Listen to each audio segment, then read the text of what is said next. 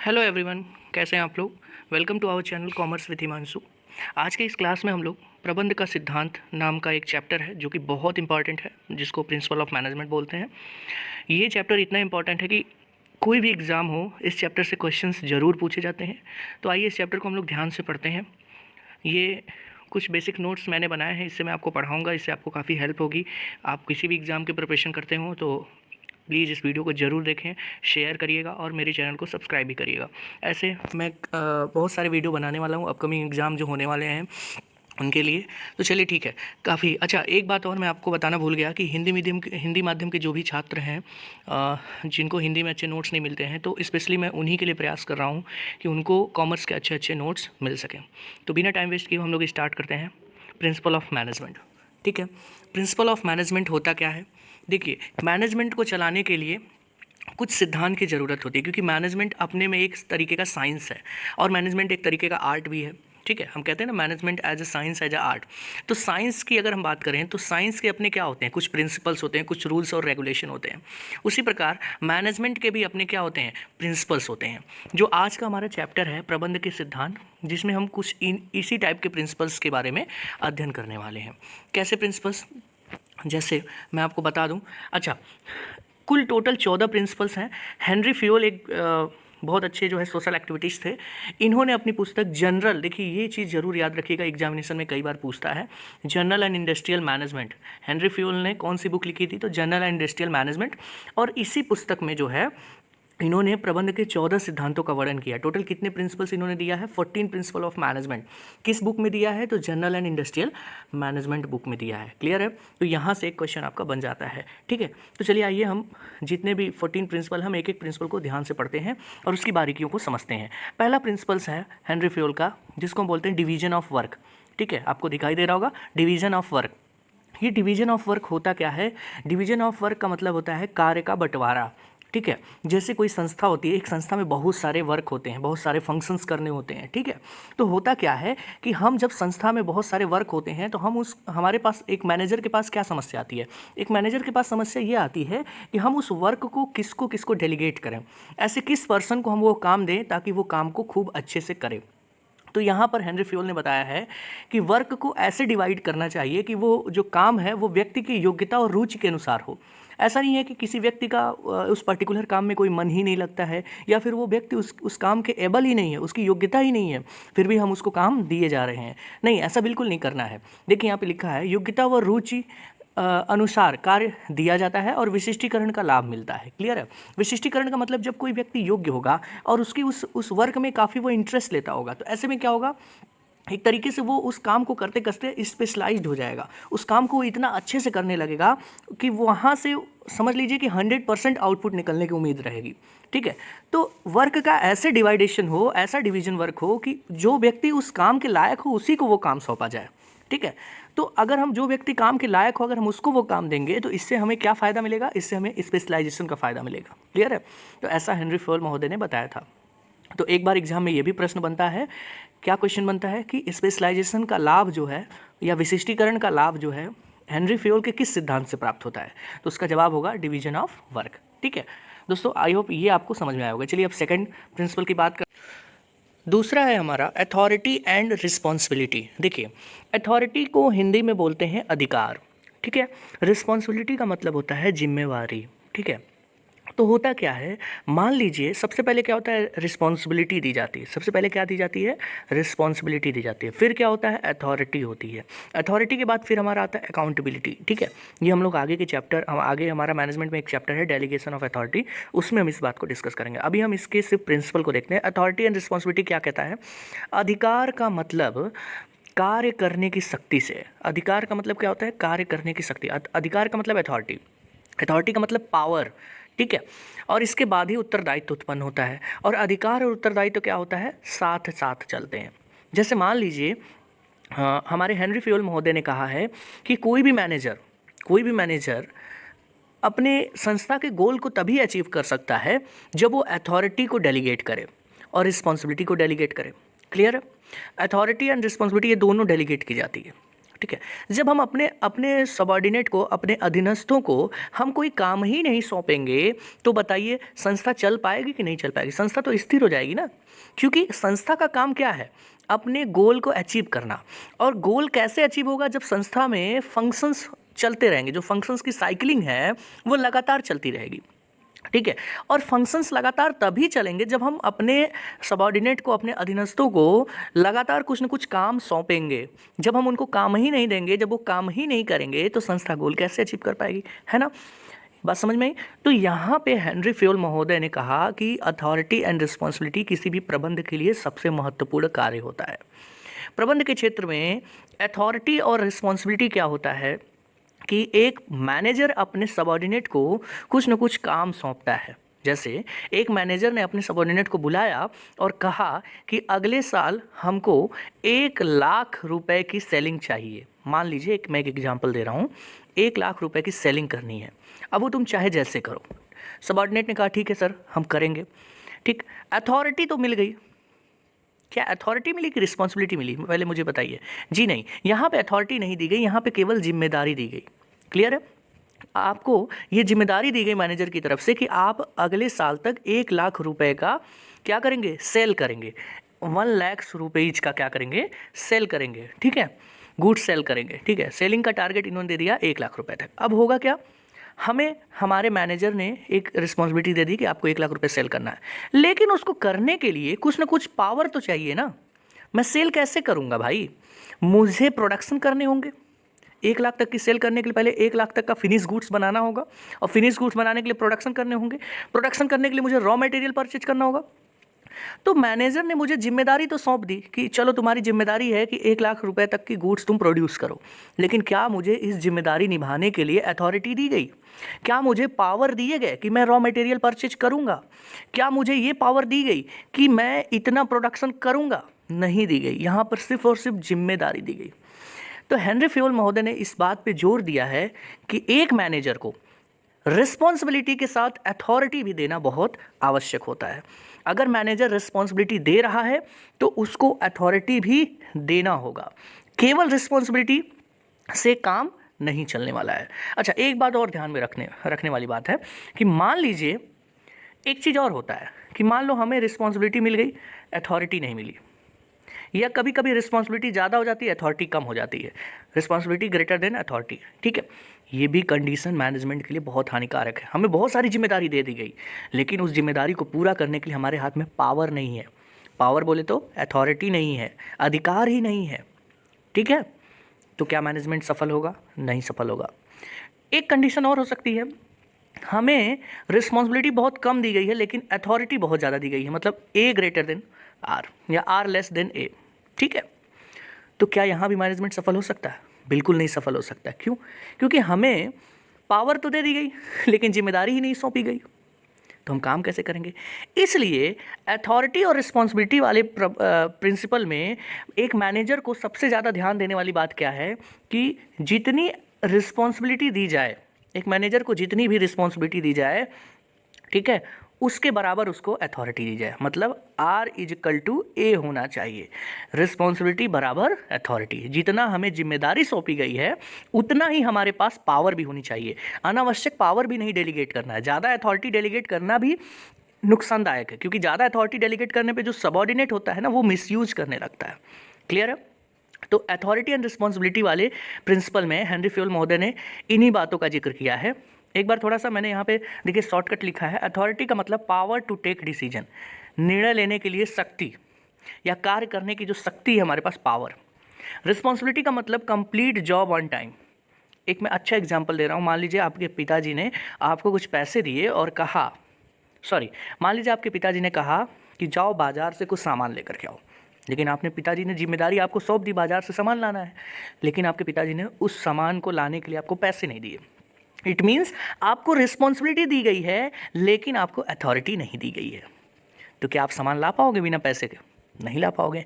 Same यही condition management में भी है। मैनेजर जो है अपने सबॉर्डिनेट को एक तरीके से आदेश दे देता है, ऑर्डर देता है कि तुमको ये काम पूरा करना है, लेकिन उस काम को करने के लिए पावर भी तो देना चाहिए। इट मीन्स अथॉरिटी भी तो देनी चाहिए। अगर मैनेजर टाइम से अथॉरिटी नहीं देगा तो क्या वो काम पूरा होगा? नहीं पूरा होगा। तो हेनरी फेयोल महोदय ने कहा है अथॉरिटी एंड रिस्पॉन्सिबिलिटी बहुत ही महत्वपूर्ण कार्य है, और जब तक प्रबंध के अंतर्गत, मैनेजमेंट के अंतर्गत अथॉरिटी एंड रिस्पॉन्सिबिलिटी को डेलीगेट नहीं किया जाएगा तब तक मैनेजमेंट अपने गोल को अचीव नहीं कर सकता है। ठीक है, आई होप आपको ये प्रिंसिपल ऑफ मैनेजमेंट का दूसरा जो फंक्शन है वो भी आपको अच्छे से समझ में आया होगा। चलिए अब हम बात करते हैं प्रिंसिपल ऑफ मैनेजमेंट के तीसरे फंक्शंस, जिसको हम बोलते हैं डिसिप्लिन। देखिए, आमतौर पे डिसिप्लिन का नॉर्मल अर्थ लगभग सबको पता है। डिसिप्लिन का मतलब होता है, आपको बचपन से बताया गया होगा, आप अपने स्कूल जाते होंगे, कॉलेजेस में होते होंगे, तो टीचर्स कहते होंगे भाई डिसिप्लिन में रहो। डिसिप्लिन का सिंपल सा मतलब ये है कि आपको जो भी रूल्स और रेगुलेशंस हैं उनको फॉलो करना है। क्लियर है? तो एक ऑर्गेनाइजेशन के हिसाब से आप खुद सोचिए, क्योंकि एक संस्था है, मान लीजिए एक संस्था में इम्प्लाई डिसिप्लिन का मतलब क्या होता है?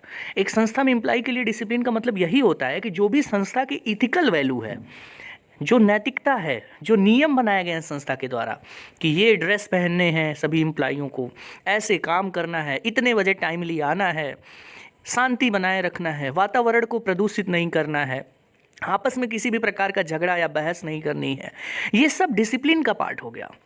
ठीक है, और डिसिप्लिन जाहिर सी बात है कि एक व्यक्ति को सक्सेस होने के लिए डिसिप्लिन की बहुत ही बड़ी आवश्यकता होती है और उसका बहुत ही महत्व भी है। तो ऐसे में हेनरी फेयोल महोदय ने कहा कि संस्था को भी सक्सेस होने के लिए एम्प्लॉइयों को डिसिप्लिन में काम करना चाहिए। मैं एक छोटा सा एग्जांपल लेता हूँ। आप किसी भी प्राइवेट सेक्टर या प्राइवेट कंपनी के ऑफिस में चले जाओ, और ठीक है, प्राइवेट कंपनी के ऑफिस में आप जाओ और वहाँ पे देखो कि वहाँ का वर्क इन्वायरमेंट कैसा है। जो सबॉर्डिनेट होगा वो जितनी बार अपने अपने सीनियर्स से मिलता होगा उतनी बार उनको गुड मॉर्निंग सर, प्रणाम सर, है ना, इस तरीके का बिहेव करता होगा।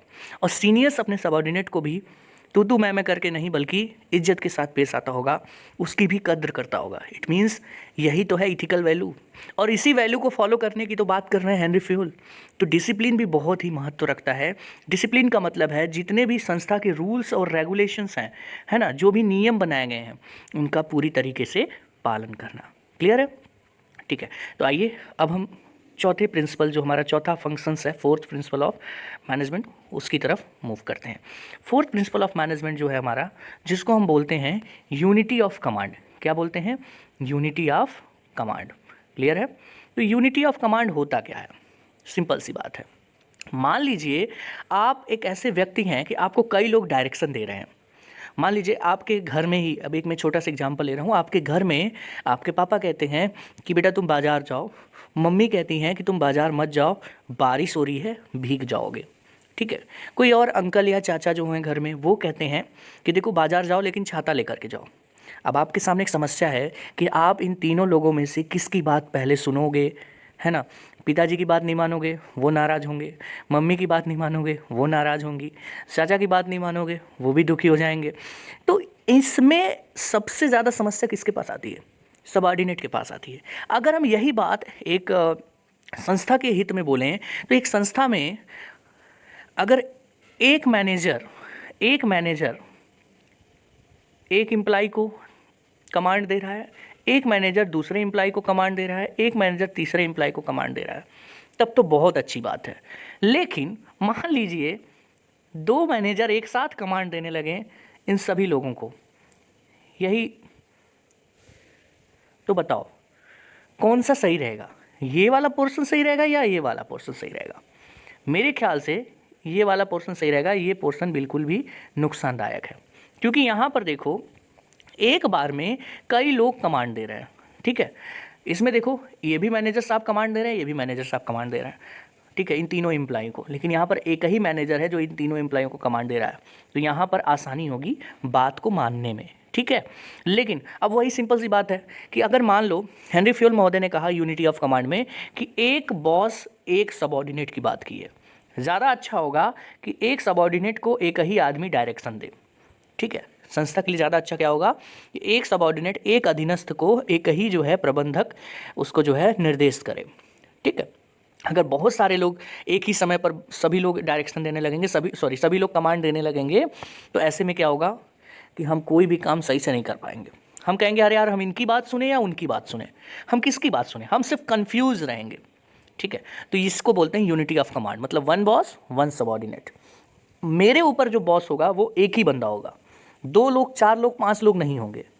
मैं अपने बॉस से अपनी सारी बातों को शेयर करूंगा, मैं 2-4 लोगों से साथ शेयर नहीं करूंगा, मेरे 2-4 बॉस नहीं होंगे। ठीक है, हेनरी फ्योल ने इस बात को काफ़ी जोर दिया और ये उनका 4th प्रिंसिपल ऑफ मैनेजमेंट है, जिसको हम यूनिटी ऑफ कमांड के नाम से बोलते हैं। नेक्स्ट है यूनिटी ऑफ डायरेक्शन। अधिकतर जो छात्र हैं यूनिटी ऑफ कमांड और यूनिटी ऑफ डायरेक्शन में कंफ्यूज होते हैं। उन्हें लगता है कहीं ये एक जैसा है, इनका काम भी तो एक जैसा नहीं होगा ना। नहीं, बिल्कुल नहीं, ये डिफरेंट है। वहाँ पर कमांड देने की बात की गई थी और यहाँ पर हेनरी फ्योल महोदय ने डायरेक्शन की बात की है। देखिए यहाँ पर हमने लिखा है कि संस्था के सभी लोग सेम डायरेक्शन में काम करेंगे, सेम गोल के लिए, है ना। जैसे मान लीजिए, एक मैं छोटा सा एग्जांपल लेता हूँ। एक ऑर्गेनाइजेशन है, इस ऑर्गेनाइजेशन का गोल जो है, मान लीजिए ये एक सर्कल जो मैंने बनाया है, ये ऑर्गेनाइजेशन का गोल है, क्लियर है। और इस ऑर्गेनाइजेशन में 2 तरीके का फंक्शन चलता है, एक प्रोडक्शन का काम चलता है और एक आपका फाइनेंस का काम चलता है। ठीक है, फाइनेंस का काम चलता है। तो प्रोडक्शन का काम और फाइनेंस का काम, ठीक। अब देखो, अब मैं इस बात को बारीकी से समझना, यहीं पे लोग मिस्टेक करते हैं। यूनिटी ऑफ डायरेक्शन क्या है? यूनिटी ऑफ डायरेक्शन जो है, प्रोडक्शन और फंक्शन। देखो, ये जो प्रोडक्शन डिपार्टमेंट होगा, ये काम तो अपने तरीके से करेगा, रूल और रेगुलेशन अपना, इनका अपना एक अलग टारगेट होगा, क्लियर है। फाइनेंस डिपार्टमेंट का अपना एक अलग टारगेट होगा, इनके ऊपर एक अपना, इनको जो डील करेगा, इनको जो ऑर्डर देगा, वो अपना इनका एक अलग प्रेसिडेंट या इनका एक अध्यक्ष होगा, ठीक है। इनको डील करने का जो सुपीरियर होगा एक अलग होगा, ठीक है, वो अलग तरीके से डील करेगा। लेकिन अल्टीमेटली अगर हम बात करें तो ये जो दोनों डिपार्टमेंट हैं, इनका गोल जो है अलग हो सकता है, लेकिन ये काम किसके लिए कर रहे हैं? संस्था के गोल को अचीव करने के लिए, ऑर्गेनाइजेशन के गोल को अचीव करने के लिए। जैसे मान लीजिए एक प्रोडक्शन डिपार्टमेंट जो है प्रोडक्शन करने का काम कर रहा है, तो उसका गोल ऑटोमेटिकली ये होगा कि इतना प्रोडक्शन करना है। फाइनेंस डिपार्टमेंट फाइनेंस का काम कर रहा है, तो उसका गोल ऑटोमेटिकली ये होगा कि फाइनेंस कहाँ से जनरेट करना है, कहाँ पे यूटिलाइज करना है, ठीक। लेकिन अगर हम इन दोनों के गोल की बात करें, तो दोनों का गोल, वो गोल, उस गोल की तरफ डायरेक्शन होगा जहां पर संस्था का गोल होगा। मतलब जो संस्था का उद्देश्य होगा, ये उसी उद्देश्यों के हिसाब से काम करेंगे, ठीक है। बात समझ में आ रही? तो ये उसी उद्देश्यों के हिसाब से काम करेंगे, तो इसको बोलते हैं यूनिटी ऑफ डायरेक्शन। मतलब संस्था के सभी लोग सेम डायरेक्शन में काम करेंगे, सेम गोल को अचीव करने के लिए, एक जैसे उद्देश्यों को प्राप्त करने के लिए एक ही डायरेक्शन में जब लोग काम करते हैं, तो उसको हम यूनिटी ऑफ डायरेक्शन बोलते हैं, ठीक है। तो यूनिटी ऑफ डायरेक्शन से तो उतने प्रश्न एग्जाम में तो नहीं पूछे जाते, है ना, लेकिन यूनिटी ऑफ कमांड से एक प्रश्न बार बार पूछा जाता है। ये जो मैंने लिखा है, वन बॉस वन सबॉर्डिनेट, कभी कभी पूछ लिया जाता है कि वन बॉस वन सबॉर्डिनेट जो है प्रबंध के किस सिद्धांत के अंतर्गत आता है, तो आपका जवाब रहेगा यूनिटी ऑफ कमांड, ठीक है। नेक्स्ट है हमारा subordination of individual interest to general interest. जो हमारा 6th प्रिंसिपल है वो है subordination of individual interest to general interest. ये क्या कहता है? ये कहता है, देखिए हेनरी फ्योल एक बहुत जानकार व्यक्ति थे, उन्होंने बहुत रिसर्च किया था और उन्होंने तमाम संस्थाओं का बहुत अध्ययन किया था, बहुत बारीकी से, चूँकि इन्होंने प्रबंध के क्षेत्र में काफ़ी काम भी किया और ये तो सोशल एक्टिविटीज़ पहले से रहे हैं। सोसाइटी को ध्यान से, करीब से देखना, उनको ऑब्जर्व करना, लोगों के रहन सहन को देखना, ये इनका सबसे बहुत ही मतलब कि फेवरेट वर्क था, है ना। कुछ लोगों का काम ही ऐसा होता है कि वो लोगों को, दूसरे लोगों को ऑब्जर्व करना बहुत पसंद करते हैं, तो हेनरी फ्योल भी ऐसे ही व्यक्ति थे। तो ये जानते थे कि एक संस्था का जो मैनेजर होता है ना, वो कभी कभी, चूँकि भाई जाहिर सी बात है तो इंसान ही, तो कभी कभी वो क्या करेगा कि वो कुछ ना कुछ उसके मन में ऐसा आएगा कि हम कुछ ऐसा करें जिससे मुझे फ़ायदा हो, ठीक है। उसके अंदर एक स्वार्थ की भावना, लालच की भावना उत्पन्न होने लगेगी। एक छोटा सा मैं एग्जाम्पल दे करके इस प्रिंसिपल को समझाऊंगा। ये जो 6th वाला प्रिंसिपल है, सबऑर्डिनेट ऑफ इंडिविजुअल, देखिए मैंने यहाँ पे लिखा है, हर जगह केवल अपने फ़ायदे को ध्यान नहीं देना चाहिए। 2 लाइन में मैंने इस प्रिंसिपल को ख़त्म कर दिया है। इतना अगर आप समझ जाइए तो इसको आप समझ जाएंगे। हेनरी फ्योल ने भी कहा कि तुम अपना इंडिविजुअल इंटरेस्ट मत देखो, तुम संस्था के इंटरेस्ट को देख करके, जनरल इंटरेस्ट को लेकर के काम करो। तुम क्यों सोचते हो कि केवल तुम्हारा ही फायदा हो? तुम ये क्यों नहीं सोचते कि पूरे संगठन का फायदा हो, पूरे ऑर्गेनाइजेशन की तरक्की हो, ठीक है। तो हेनरी फ्योल ने, देखिए मैं इसके लिए एक एग्जाम्पल दे रहा हूँ, शायद आपको एग्जाम्पल से अच्छे से समझ में आए। मान लीजिए एक व्यक्ति ए है, ए जो है एक संस्था में प्रोडक्शन मैनेजर है। ए संस्था में क्या है? प्रोडक्शन मैनेजर है। ए का भाई है बी। बी जो है ट्रांसपोर्टेशन का काम करता है। किस चीज़ का काम करता है? ट्रांसपोर्टेशन का काम करता है। स्टोरी को ध्यान से समझिएगा। ए जो है संस्था में प्रोडक्शन मैनेजर है और ए का भाई बी जो है यातायात या परिवहन का काम करता है। बहुत सारे इसके ट्रक वगैरह चलते हैं जो गुड्स माल की सप्लाई के लिए काम आते हैं, है ना। डिस्ट्रीब्यूशन, जो गुड्स का डिस्ट्रीब्यूशन होता है ना, तो वो ट्रांसपोर्ट के ही थ्रू जाता है कस्टमर के पास या फिर किसी एजेंसी के पास या फिर किसी भी होलसेलर के पास। तो वो ट्रांसपोर्ट करने का काम बी करता है और बी संस्था का एम्प्लॉय नहीं है, संस्था का एम्प्लॉय केवल ए है, ठीक है। ए प्रोडक्शन मैनेजर है तो ए के पास पूरी अथॉरिटी है ना, कि वो अपने हिसाब से प्रोडक्शन का काम देखे। तो ए ने अपने अथॉरिटी का यहाँ पर मिसयूज किया और अपने स्वार्थ और लालच के बस क्या डिसीजन लिया मैं अभी आगे बताने वाला हूँ। ए ने क्या किया, मान लो ए को अपने माल को सप्लाई करना था, क्योंकि ये प्रोडक्शन डिपार्टमेंट का मैनेजर है तो जाहिर सी बात है इन्हीं का काम है कि गुड्स को कैसे डिस्ट्रीब्यूट किया जाए प्रोडक्शन करने के बाद, ठीक है। अब आप लोग कहेंगे कि नहीं नहीं इनका काम नहीं है प्रोडक्शन करने के बाद गुड्स को डिस्ट्रीब्यूट करना, ये मार्केटिंग का काम है, ठीक है, अच्छी बात है मार्केटिंग का काम है, लेकिन मैं यहाँ पे एक एग्जांपल ले रहा हूँ। तो एग्जांपल में मान लीजिए इनको गुड्स को डिस्ट्रीब्यूट करना है।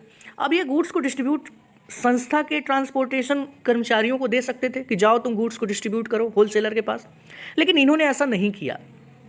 इन्होंने सोचा कि अगर संस्था के कर्मचारी को देंगे तो फायदा केवल संस्था का होगा, मेरा कुछ नहीं होगा। लेकिन अगर ये काम मैं अपने भाई को सौंप दे रहा हूँ, जो मेरा भाई भी तो ट्रांसपोर्ट का काम करता है, अगर मैं उसको सौंप दे रहा हूँ तो अल्टीमेटली फ़ायदा मेरे भाई का होगा, जो कि मेरे परिवार का हिस्सा है, मेरा अपना ब्लड है, मैं उसको कैसे भूल जाऊँ। तो बताओ मिस्टर ए ने क्या इस प्रिंसिपल को फॉलो किया? बिल्कुल नहीं फॉलो किया, क्योंकि ये प्रिंसिपल कहता है कि अपने पर्सनल इंटरेस्ट को आप पूरी तरीके से सेक्रीफाइस कर लो। आप जियोगे मरोगे तो अपनी ऑर्गेनाइजेशन के लिए मरोगे, आप अपना पर्सनल फ़ायदा लेना छोड़ दीजिए। लेकिन यहाँ पर एकदम उल्टा हो रहा है। ए तो अपने व्यक्तिगत स्वार्थ में ही लगा है, ए तो सिर्फ अपने भाई को फ़ायदा दिलाने के लिए काम कर रहा है, अपने संस्था के कर्मचारियों को भूल जा रहा है। तो हेनरी फ्यूल देखिए कितने अच्छे सोशल एक्टिविटीज़ थे कि एक एक पॉइंट को उन्होंने बहुत बारीकी से जज किया है, ठीक है। आई होप आपको ये 6 प्रिंसिपल समझ में आया होगा। नेक्स्ट हम लोग देखते हैं रिमनरेशन टू एम्प्लॉय, है ना। भैया रिमनरेशन तो बहुत ज़रूरी चीज़ है। अगर हम मजदूरी कर रहे हैं, हम कोई सर्विस प्रोवाइड कर रहे हैं, हम कुछ भी कर रहे हैं, किसी प्रोफेशन में ही हैं, तो क्या हम फ्री में काम करेंगे? नहीं, हम भी तो कुछ पैसे लेंगे, क्योंकि जब पैसे नहीं होंगे तो कल को मेरे जो बीवी बच्चे होंगे, मैं अपने बच्चों को पढ़ाऊँगा कैसे, ठीक है, मेरी वाइफ जो होगी उसका खर्चा कैसे देखूंगा, है ना। तो यहाँ पे एम्प्लॉइयों के लिए रिमनरेशन जो फैक्टर है ना, ये बहुत इंपॉर्टेंट है।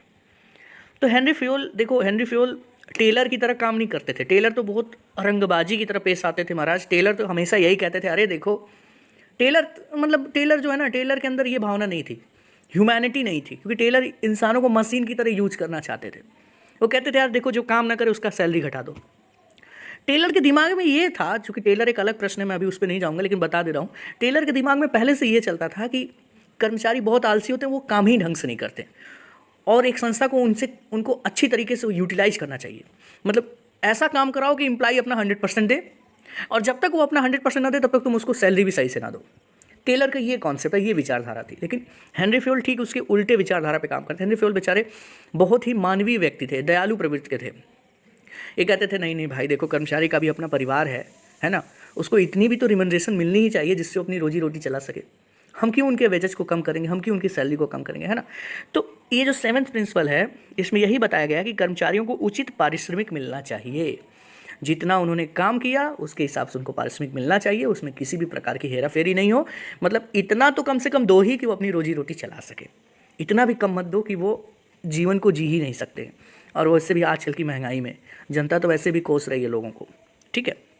नेक्स्ट हम देखते हैं सेंट्रलाइजेशन एंड डिसेंट्रलाइजेशन। ये बहुत ही इंपॉर्टेंट है, लेकिन मैंने इसको सिर्फ 2 लाइनों में समाप्त कर दिया। क्यों? क्योंकि आगे चल के इसका एक अलग चैप्टर है, तो वहाँ पर ज़्यादा चीज़ डिस्कस करेंगे। लेकिन अभी हम, चूँकि ये हेनरी फ्यूल महोदय का एक प्रिंसिपल है, इसको हम प्रिंसिपल के रूप में पढ़ लेते हैं। होता क्या है, सेंट्रलाइजेशन का मतलब होता है केंद्रीकृत या केंद्रीकरण, डिसेंट्रलाइजेशन का मतलब होता है विकेंद्रीकरण। दोनों का अर्थ समझिएगा। जैसे मान लीजिए एक एग्जाम्पल के रूप में मैं इसको समझाता हूँ। पहले मैं यहाँ पढ़ लेता हूँ कि क्या लिखा है। कुछ अधिकारों को, क्या लिखा है यहाँ पर, कुछ अधिकारों को अपने पास रखना चाहिए और कुछ अधिकारों को दूसरों को सौंप देना चाहिए। अब मेरी बात को ध्यान से रखिएगा। जब एक मैनेजर अधिकारों को दूसरों को सौंप करके ना, मतलब एक मैनेजर ऐसा खूसट आ गया है संगठन में जो अपनी अथॉरिटी को दूसरों को दे ही नहीं रहा है, वो अपने पास रखा है, तो इस प्रोसेस को हम बोलेंगे सेंट्रलाइजेशन। मतलब आप अथॉरिटी तो सर डेलीगेट कर ही नहीं रहे हो, सारी अथॉरिटी खुद ही लेकर के बैठे हो, तो इसको बोलते हैं सेंट्रलाइजेशन। लेकिन जब वही मैनेजर 4, 5, 10, 20 है ना, या जितने भी एम्प्लॉय हो सबको थोड़ी थोड़ी अथॉरिटी डेलीगेट कर देता है, तो इसी को बोलते हैं डिसेंट्रलाइजेशन। मतलब डिसेंट्रलाइजेशन का मतलब होता है कि मैनेजर अपने अधिकारों को अपने पास नहीं रखता है बल्कि दूसरों को दे देता है। सेंट्रलाइजेशन का मतलब होता है एक प्रबंधक जो होता है या एक मैनेजर जो होता है अपने अधिकारों को केवल अपने तक सीमित रखता है, दूसरों को नहीं देता है। बात समझ में आई? ठीक है, चलिए अब अगला जो हमारा है उसको देखते हैं। 9th हमारा जो प्रिंसिपल है उसको हम बोलते हैं स्केलर चेन। स्केलर चेन एक बहुत ही इंपॉर्टेंट प्रिंसिपल है। तो स्केलर चेन के लिए आपको बहुत ज़्यादा कुछ समझने की ज़रूरत नहीं, आप एक फिगर देखिए और फिगर से ही आप सब कुछ समझ जाएंगे। ठीक है, स्केलर चेन का मतलब क्या है? देखिए यहाँ पर ACQ एक ट्रायंगल आपको दिख रहा होगा, और मैं थोड़ा सा पेन को सही कर लूँ। देखिए यहाँ पे एक ट्रायंगल दिख रहा होगा जिसमें एक पॉइंट A है, फिर C है, फिर Q है।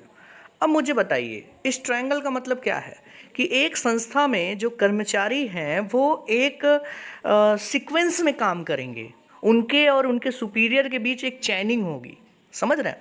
एक ऐसी चैनिंग होगी जिनको फॉलो करके ही वो कुछ कर सकते हैं, अदरवाइज वो कुछ भी नहीं कर सकते। यहाँ पर जो अथॉरिटी मिलती है वो ऊपर से नीचे की तरफ होती है, और जो रिस्पॉन्सिबिलिटी मिलती है वो अथॉरिटी, हाँ, जो अकाउंटेबिलिटी होती है वो नीचे से ऊपर की तरफ होती है। क्लियर है? तो यहाँ पर क्या है, यहाँ पे देखिए स्केलर चेन ये कहता है कि मान लीजिए जो C वाला व्यक्ति है और C वाला जो अगर उसको A से मिलना है तो A से वो डायरेक्ट नहीं मिल सकता है। ये C जो है ये डायरेक्ट जो है A के पास नहीं जाएगा। ठीक है, अगर ये C डायरेक्ट A के पास चला गया तब तो फिर दिक्कत हो जाएगी। हेनरी फ्योल महोदय ने कहा कि देखो C को अपने सीनियर के पास जाना चाहिए, और C का जो सीनियर है वो अपने सीनियर के पास जाएगा, उसका जो सीनियर है वो अपने सीनियर के पास जाएगा। इस तरीके से हम एक चैनिंग बनाएंगे। जैसे C को अगर A के पास पहुंचना है तो उसको पहले B के पास जाना चाहिए, B उस सूचना को लेकर के A के पास जाएगा। इस तरीके से मान लीजिए C को कोई सूचना P के पास पहुंचाना है, P के पास पहुंचाना है, तो C पहले B को पहुंचाएगा, B पहले A को पहुंचाएगा, A फिर जो है P को पहुंचाएगा। ये है चैनिंग, इसको बोलते हैं स्केलर चैन। क्योंकि यहाँ पर इसका एक बहुत बड़ा बेनिफिट पता है क्या है? इसका सबसे बड़ा बेनिफिट ये है कि यहाँ पर आप कोई भी इंफॉर्मेशन जो है आप सबको बताते चल रहे हैं। तो देखो जब C जो है A के पास कोई भी इंफॉर्मेशन पहुँचाना चाहता है तो वो पहले B को बताता है, B फिर A को बताता है। अगर मान लीजिए C डायरेक्ट A के पास चला जाए तो क्या होगा? B को ऐसा लगेगा, B को क्या फील होगा? B बहुत निराश हो जाएगा, B को लगेगा यार मेरी कोई इंपॉर्टेंस ही नहीं है संस्था में, मेरा सबऑर्डिनेट मुझे कुछ नहीं बताया और सीधे मेरे बॉस के पास पहुंच गया। ये अच्छी बात नहीं है ना? ठीक है, देखिए कितनी बारीकी पॉइंट को जज किया हेनरी फ्योल ने। फिर देखो अगर मान लो यही चीज़ मान लो Q के साथ हो, Q को अगर कोई चीज़ A को बतानी है, A जो है टॉप लेवल पे बैठा है, तो Q को अगर कोई चीज़ A को बतानी है और वो P को बिना बताए डायरेक्ट A के पास पहुंच जाए तो P सैड हो जाएगा। P को लगेगा मेरी कोई वैल्यू ही नहीं है संस्था में, मुझे कोई पूछा ही नहीं, मुझे कोई बताया नहीं, डायरेक्ट वो मेरे बॉस के पास पहुंच गया। तो नहीं, फ्योल ने कहा है कि एक चैनिंग होनी चाहिए, एक जूनियर अपने सीनियर को, फिर वो सीनियर जो है अपने सीनियर को, फिर वो सीनियर अपने सीनियर को, इस तरीके से वो इन्फॉर्मेशन ऊपर तक जानी चाहिए। लेकिन एक बात फ्योल को बहुत सताती थी। ठीक है, फ्योल क्या, मैं बता रहा हूँ इसकी पूरी कहानी। मान लीजिए संस्था में कोई बहुत बड़ी आपदा आ गई, इमरजेंसी आ गई। अब इस इमरजेंसी के केस में ये जो C है ये प्लेटफॉर्म वाला बंदा है, मतलब ये एक एम्प्लॉई है, एक वर्कर है। अब इसको कुछ कहना है अपने कंपनी के CEO से। मान लो A जो है वो CEO है कंपनी का। A कौन है? कंपनी का CEO है। क्लियर है? अब A से कुछ कहना है तो कैसे कहेगा? आप ही बताइए। A से कुछ कहना है तो C कैसे कहेगा? पहले B के पास जाएगा, फिर B A के पास जाएगा, तब तक तो बहुत देर हो जाएगी।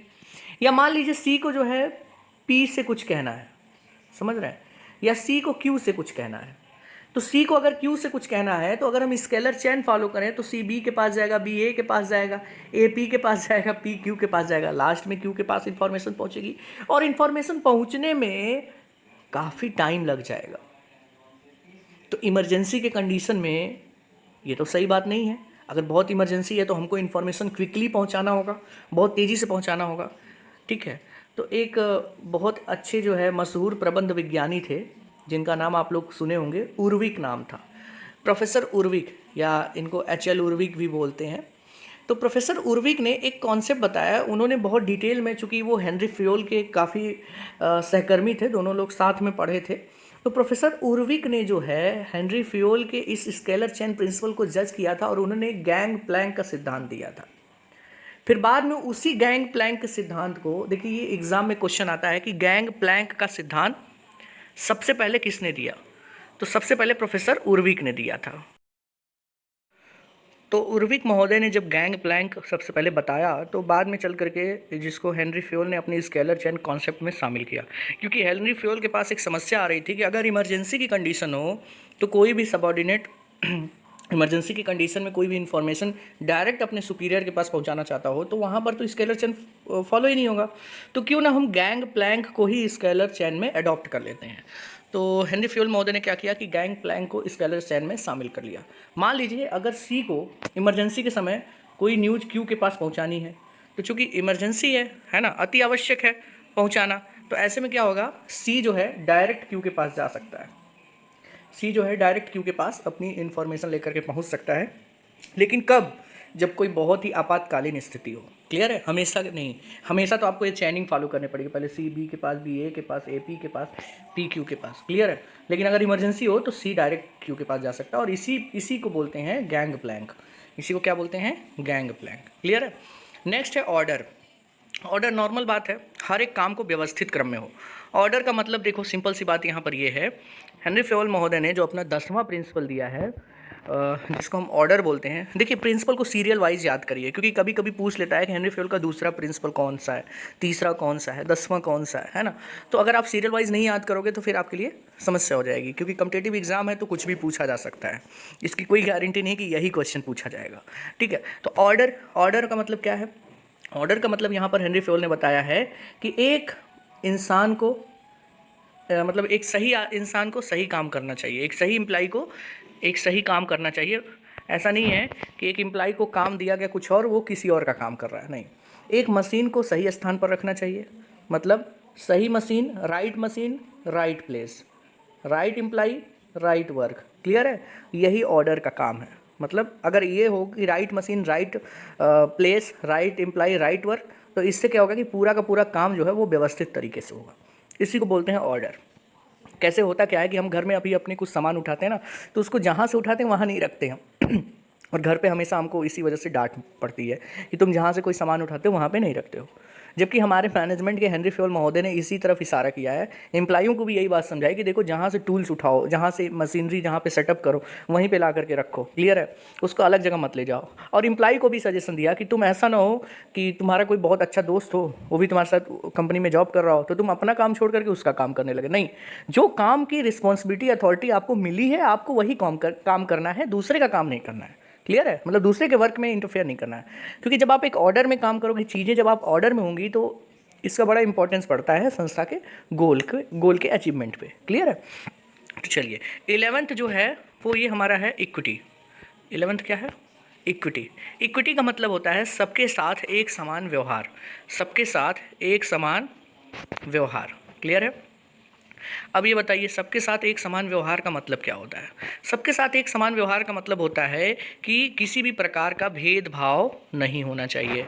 ऐसा नहीं है कि कोई जो हमारा बॉस है वो किसी और को ज़्यादा फेवर उसका लेता है, या उसको ज़्यादा लाइक करता है, उसको ज़्यादा मानता है, ठीक है, हमेशा उसकी तारीफ़ करता है, और जो बाकी एम्प्लॉई हैं उनको इग्नोर करता है, या उनके साथ मतलब बाकी एम्प्लॉइयों को कभी ये फील नहीं होना चाहिए कि मेरा बॉस मेरे साथ जो है भेदभाव कर रहा है। ठीक है, नहीं। हेनरी फ्योल ने कहा कि देखो भाई, सभी एम्प्लाई अच्छे होते हैं, संस्था में कोई एम्प्लाई बुरा नहीं होता है, कोई एम्प्लाई बहुत अच्छा नहीं होता, सब एक जैसे होते हैं, सब एक समान होते हैं। तो जब सभी एम्प्लाई एक समान हैं तो उनके साथ हम भेदभाव क्यों करें। हम क्यों कहें कि तुम देखो बहुत अच्छा काम करते हो, तुम ही आया करो मीटिंग में बैठा करो, तुम मीटिंग में मत आया करो, तुम मीटिंग के लायक नहीं हो। हाँ, इस तरीके की जो वर्डिंग होती है ना, ये भी भेदभाव में ही मानी जाती है। तो इनको कंट्रोल करके चलना चाहिए। एक मैनेजर को जो है वो सबके साथ एक समान व्यवहार करना चाहिए, यही है इक्विटी एंड इक्वालिटी। क्लियर है। 12th है स्टेबिलिटी ऑफ पर्सोनल। हम इतना अच्छा वर्क इन्वायरमेंट बना दें, हम इतनी अच्छी सैलरी प्रोवाइड करें, हम इतनी अच्छी फैसिलिटी प्रोवाइड करें, हम अपने एम्प्लॉइयों के लिए अपना जीवन न्यौछावर कर दें ताकि वो हमारी संस्था को कभी छोड़ करके न जाएं। एक रियल एग्जांपल लेता हूँ, टाटा कंसल्टेंसी लिमिटेड। ये वाकई एकदम 100% सही बात है कि टीसीएस में काम करने वाला एक एक एम्प्लॉय अपने आप को कह सकते हैं कि सबसे अच्छा मानता है। ठीक है, ठीक, भाग्यशाली मानता है, ये वर्ड मुझे याद नहीं आ रहा था। अपने आप को सबसे भाग्यशाली मानता है एक टीसीएस का एम्प्लॉय। क्यों भाग्यशाली मानता है? क्योंकि टाटा कंसल्टेंसी अपने एम्प्लॉइयों को जो सर्विस प्रोवाइड करती है, जो उनको रहने खाने के लिए एकोमोडेशन देती है, जो उनके बच्चों के पढ़ाई करने के लिए खर्चा उठाती है, जो उनको हेल्थ फैसिलिटी प्रोवाइड करती है, जो उनको एजुकेशन फैसिलिटी प्रोवाइड करती है, जो उनको ट्रांसपोर्ट फैसिलिटी प्रोवाइड करती है, वो भारत में काम करने वाली कोई और संस्था प्रोवाइड नहीं कर सकती है। क्लियर है? तो ऐसे में जो विश्वास होगा एम्प्लॉइयों का वो टीसीएस के प्रति बहुत ज़्यादा होगा। तो क्या एम्प्लॉय कभी छोड़ के जाएगा अपनी कंपनी को? नहीं जाएगा।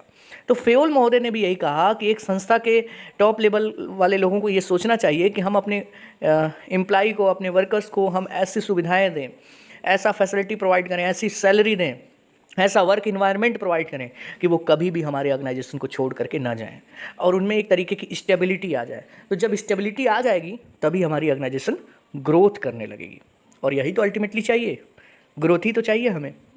ठीक है, नेक्स्ट है 13 इनिशिएटिव। इनिशिएटिव का मतलब होता है पहल करना। किस चीज़ की पहल करना? देखते हैं।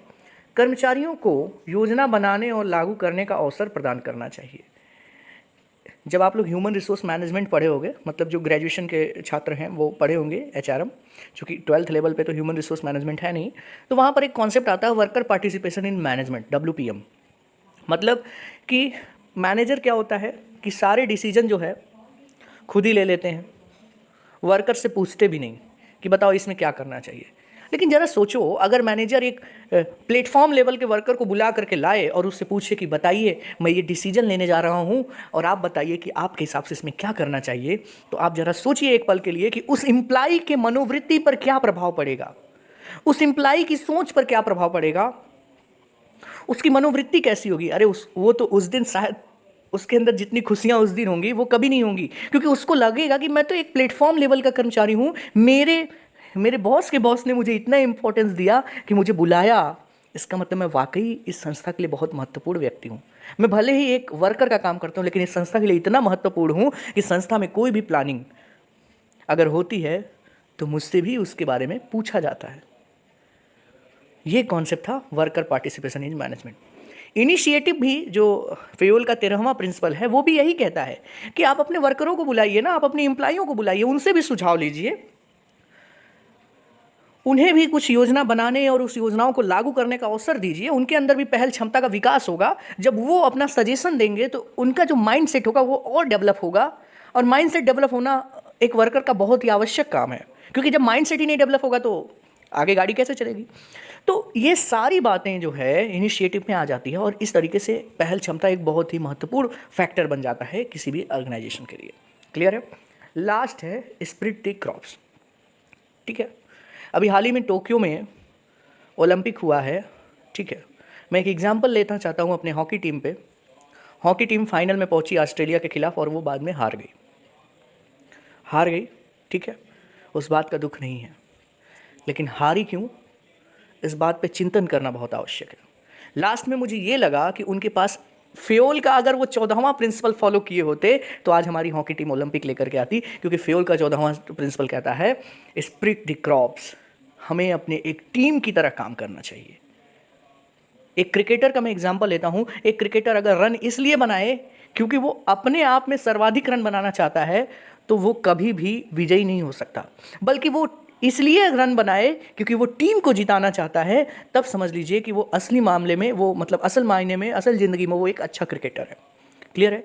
ऐसे ही एक एम्प्लॉय के अंदर भी एक भावना होनी चाहिए कि हम सब एक हैं, कोई भी काम आएगा, कोई विपत्ति आएगी हमारे संस्था में, हमारे ऑर्गेनाइजेशन में, हम सब उसको मिल करके काम डट करके सामना करेंगे। हमारे अंदर एक टीम भावना की विकास होनी चाहिए, मतलब जहाँ भी कुछ दिक्कत हो हम लोग एक हो जाएं। क्लियर है? और एक होकर के उस प्रॉब्लम को, उस चैलेंजेस को फेस करें। ठीक है, कई बार एग्जाम में क्वेश्चन पूछा जाता है कि टीम बिल्डिंग जो है वो किस प्रिंसिपल का पार्ट है, तो स्क्रिप्ट द क्रॉप्स उसका आंसर होगा। यही एक ऐसा प्रिंसिपल है जो टीम बिल्डिंग या टीम भावना को प्रोत्साहित करता है। क्लियर है। आई होप मैंने अपनी तरफ से पूरा प्रयास किया है कि आपको फ्योल के सभी प्रिंसिपल्स को अच्छे से कॉन्सेप्चुअली क्लियर किया। रटाने की कोशिश तो बहुत लोग करते हैं, लेकिन मैं कॉन्सेप्ट पे फोकस किया हूँ मैंने। और जो भी गलतियाँ हुई हों, मुझे अगर जो भी मतलब आपको होता लगता हो कि यार ये एक्सप्लेनेशन सही नहीं है, तो आप मुझे कमेंट सेक्शन में बताइएगा और गलतियों को क्षमा करिएगा, ठीक है। आगे और भी वीडियो आता रहेगा, तो प्लीज़ वीडियो को शेयर करिए। देखिए बहुत मेहनत लगती है वीडियो बनाने में, तो वीडियो को शेयर करिए, चैनल को सब्सक्राइब करिए, लाइक करिए, ठीक है। जय हिंद, जय भारत।